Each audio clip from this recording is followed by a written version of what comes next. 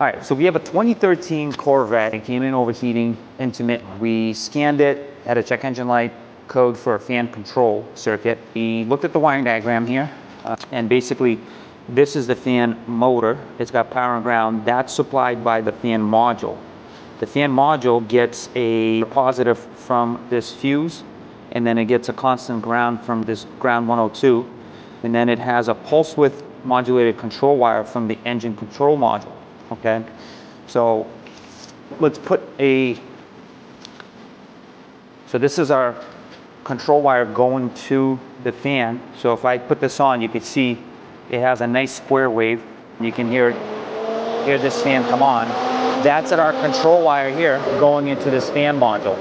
So this control wire, little skinny wire, sends a pulse width grounded signal from the engine control module to turn it on. So a few moments ago, the fan stopped working, and what we had a nice good square wave on that control wire. We had nice power going into the module, but our ground going into the module was getting pulsed to about 5 volts when the fan was trying to come on. So that told me that I didn't have a good ground circuit.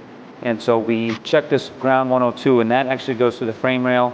So you can see in the video basically what happened when I moved it around. What we have going on here is we have the ground circuit connected to the scope.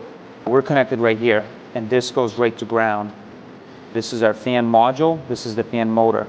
So we should have chassis ground on this wire, and with it actuating, we're getting a pulse width signal. Not a pulse width, but basically it's trying to turn on.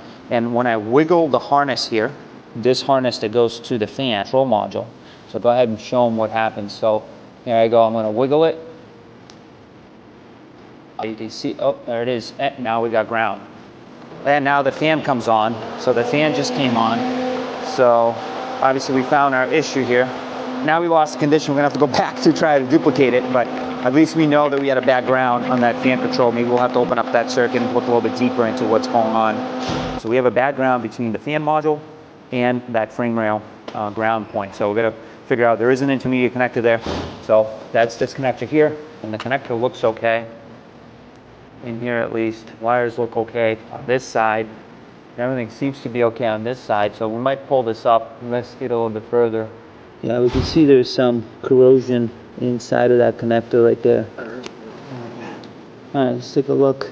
The wire itself looks like it's got black oxidation on it. So I think there it is.